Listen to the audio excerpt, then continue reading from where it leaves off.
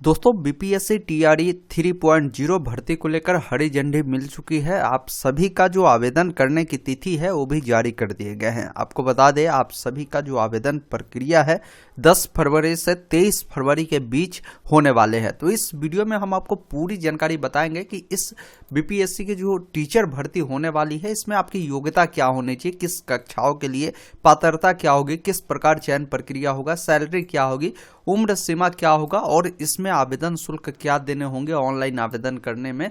तमाम जानकारी इस वीडियो में आपको बताई जाएगी। अंत तक जुड़े रहिएगा, पूरी जानकारी आपको बताई जाएगी।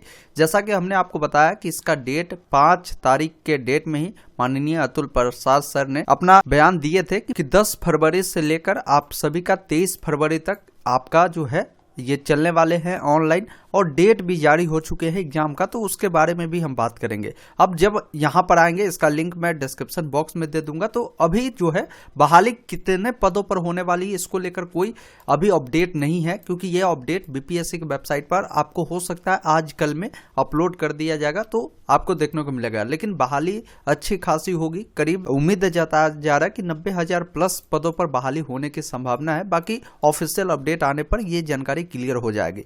नीचे जब आप आएंगे तो जो भी इसका ऑफिशियल नोटिफिकेशन है वो रिलीज अभी नहीं हुए हैं। बाकी इनका ऑनलाइन अप्लाई करने का जो तिथि है वो रिलीज हो चुके हैं, जो कि 10 फरवरी 2024 से लेकर आपका जो आवेदन चलेंगे 23 फरवरी 2024 तक होगा। देखिए एग्जाम का भी डेट जारी कर दिया गया है, टेंटेटिव डेट है।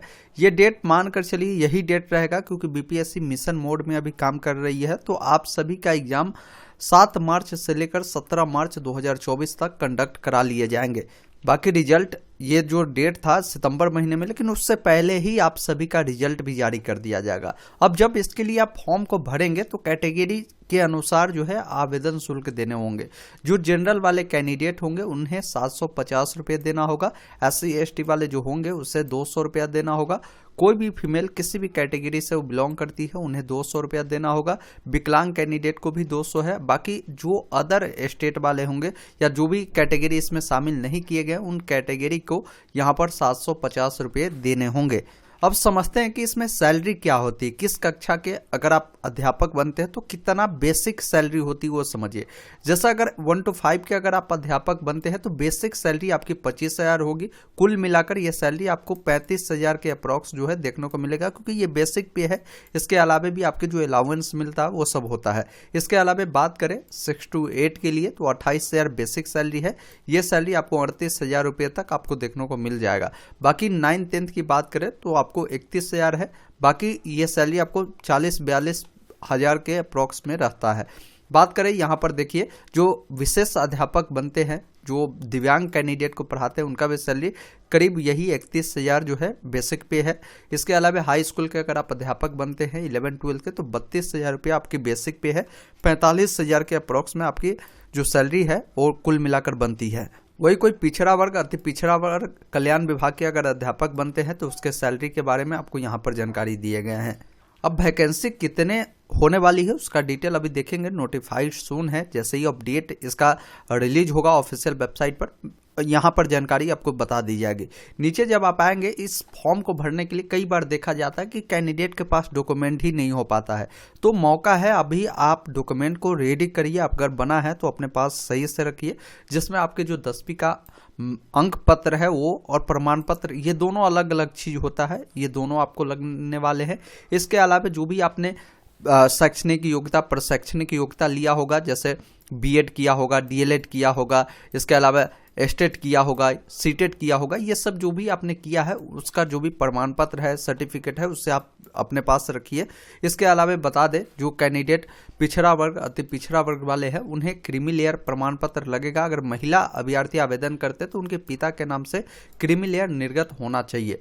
वही यहाँ पर देखेंगे कोई अनुसूचित जाति जनजाति वाले कैंडिडेट होंगे तो इनको जो है अपना जाति और निवास प्रमाण पत्र बनाना होगा। इसमें भी महिला अगर होगी तो उनके पिता के नाम और पिता के जो एड्रेस है वहाँ से निर्गत होनी चाहिए। बाकी नीचे जब आप आएंगे जो EWS वाले होंगे तो EWS सर्टिफिकेट, दिव्यांग होंगे तो दिव्यांग सर्टिफिकेट, एक्स सर्विसमैन होंगे तो वो सर्टिफिकेट, कोई नियोजित शिक्षक होंगे तो NOC भी आपको यहाँ पर लग सकते हैं, या जो नियोजित शिक्षक संबंधित प्रमाण पत्र है वो आपको लग सकते हैं। स्वतंत्रता सेनानी के पोता पोती नतिन होंगे तो उनका जो प्रमाण पत्र है वो लगेगा। आपका जो है आधार कार्ड लगेगा और लाइव फोटो भी कैप्चर होता है, हाल का फोटो आपको रखना होगा। ये सब डॉक्यूमेंट है जो आपको रेडी कर रखना है। अब वैकेंसी के लिए एलिजिबिलिटी क्या है, तो एलिजिबिलिटी जो TRE 1 आया था और TRE 2 आया था उसके आधार पर ही होने वाला है। अब आइए जानते हैं बिहार शिक्षक भर्ती के लिए आपके पास योग्यता क्या होनी चाहिए। देखिए, अगर आप क्लास 1 to 5 का शिक्षक बनेंगे तो कम से कम जो है आपको 12वीं कक्षा 50% अंकों के साथ पास होना होगा, और उसके बाद आपने जो है DLED कोर्स किया होगा तो आप 1 to 5 का शिक्षक बन सकते हैं। कोई BEd वाले कैंडिडेट होंगे और चाहेंगे कि हम 1 to 5 का शिक्षक बने तो ये संभव नहीं है, क्योंकि सुप्रीम कोर्ट ने ये आदेश दिया है कि जो अभ्यर्थी BEd किए हुए हैं वो 1 to 5 का शिक्षक नहीं बन सकते हैं। 1 to 5 के लिए आपके पास DLED की योग्यता होनी चाहिए।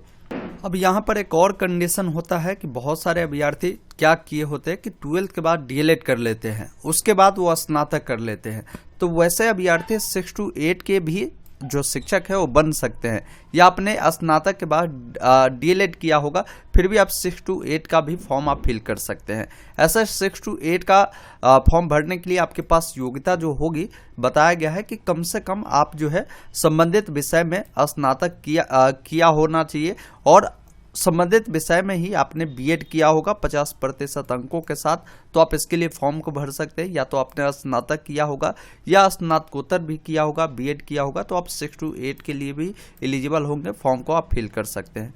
वही 9th-10th की बात करें तो इसमें बताया गया है कि 9th-10th के लिए सामान्य विषय में कम से कम 50% अंकों के साथ स्नातक या स्नातकोत्तर की डिग्री होनी चाहिए। किसी भी विषय समूह में BEd, BSc, जो कि 4 वर्षीय डिग्री होता है, ये आपके पास है, फिर भी आप फॉर्म भर सकते हैं। या इसके अलावा अन्य योग्यता जो तय की जाती है वो कैंडिडेट भी इसके लिए एलिजिबल होंगे। बात करें 11-12 के शिक्षक बनने के लिए, तो 11-12 के शिक्षक बनने के लिए किसी भी विषय में 50% अंकों के साथ आपने जो है PG किया होना अनिवार्य है। उसके बाद आपने BEd की डिग्री लिया होगा।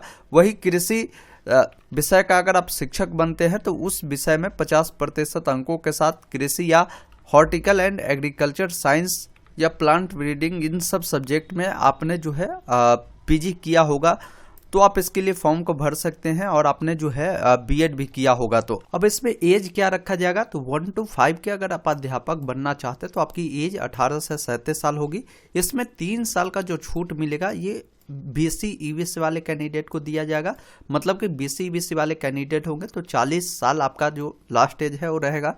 SC ST वाले को 5 साल रिलैक्सेशन है तो 42 साल भी रहेगा, तो आप फॉर्म को भर सकते हैं। वही उसके बाद जो भी क्लासेस के अगर आप अध्यापक बनना चाहते हैं तो आपकी जो न्यूनतम उम्र है 21 साल, अधिकतम 37 साल, बाकी रिलैक्सेशन आप पर भी लागू होगा। तो ये आपकी उम्र सीमा रहने वाली है। चयन प्रक्रिया कैसे होता, तो इसके लिए सबसे पहले आपको ऑनलाइन फॉर्म फिल करना होगा। फॉर्म भरने के बाद आपका क्या होता है कि इसका एडमिट कार्ड आएगा, एग्जाम होगा। एग्जाम जब आप देते हैं फिर आपका रिजल्ट जारी किया जाता है, फिर आपका काउंसलिंग प्रक्रिया होता है, डॉक्यूमेंट वेरिफिकेशन होता है।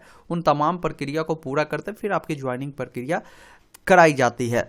इस प्रकार बिहार में जो BPSC TRE 3 जो भर्ती होने वाली है, इसको लेकर आप लोग तैयारी करिए और इस भर्ती में जो है आप अपना सीट पक्का कर सकते हैं। क्योंकि आप देख रहे हैं लगातार BPSC TRE 1 आया, TRE 2 आया, TRE 3 आया, और बहुत जल्द यानी TRE 4 भी आने वाला है। जैसे ही ये संपन्न होगा फिर नई भर्ती भी आपको देखने को मिलेगा, और हर साल अब आपको बहाली देखने को मिलेगा।